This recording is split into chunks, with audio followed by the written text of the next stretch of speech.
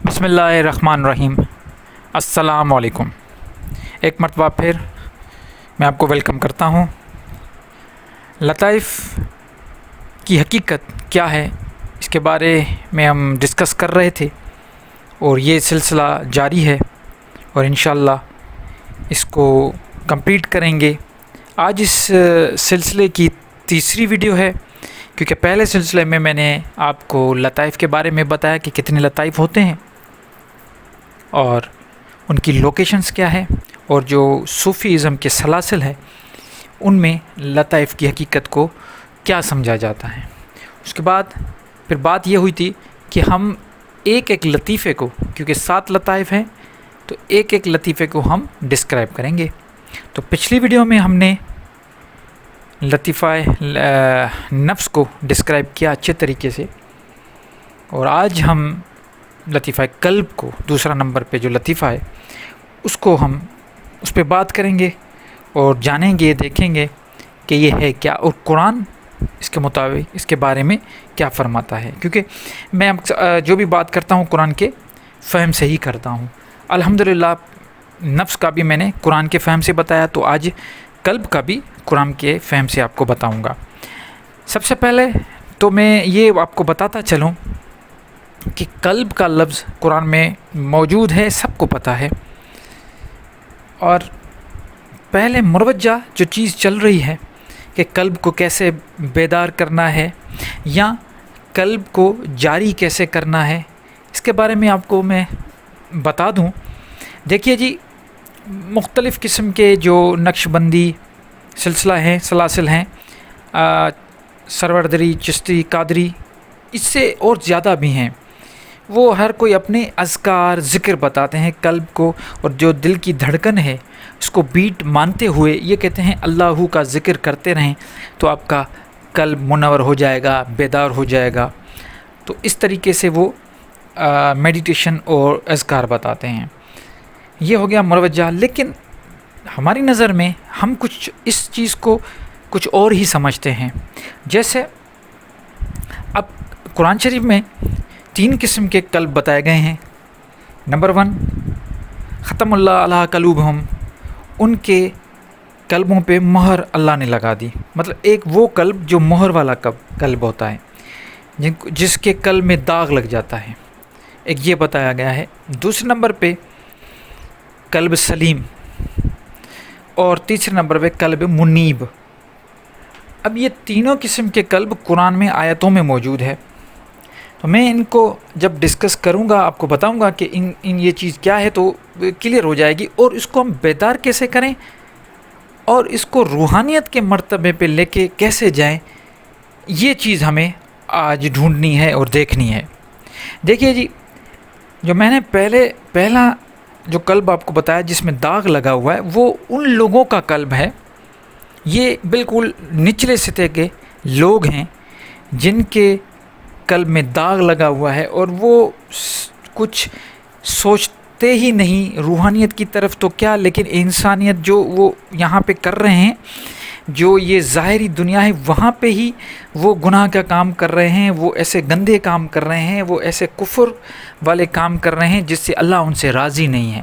وہ دن بدن اللہ کی مخلوق کے ساتھ بالکل غلط رویہ رکھتے ہیں، اور جو تعلیمات اللہ تعالیٰ نے قرآن شریف میں ہمیں بتائی ہیں ان سے بالکل منافی ہو کے بالکل ان کے اگینسٹ میں چلتے ہیں۔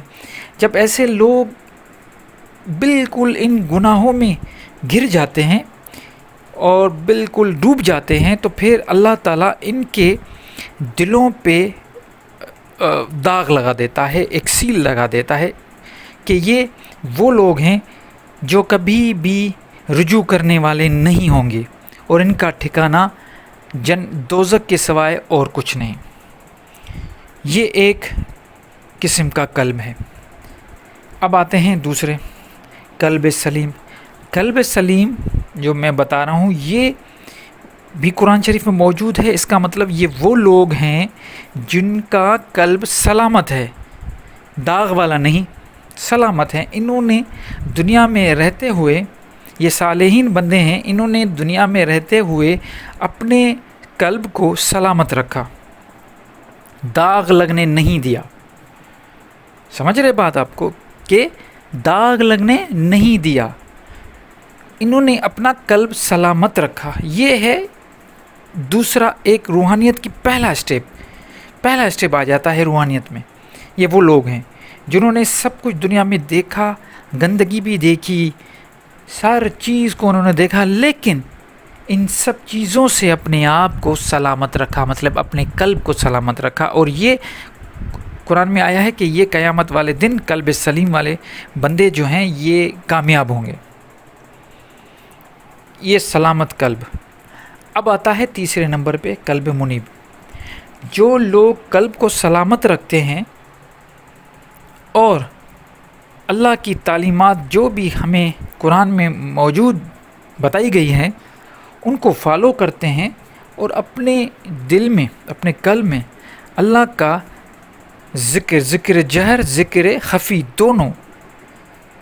دونوں ساتھ میں رکھتے ہیں، ذکر لسانی بھی کرتے ہیں اور ذکر جہر بھی کرتے ہیں، ذکر خفی بھی کرتے ہیں، اور یہاں تک کہ ان کے عمل میں بھی وہ نصیحت، وہ ذکر موجود ہوتا ہے۔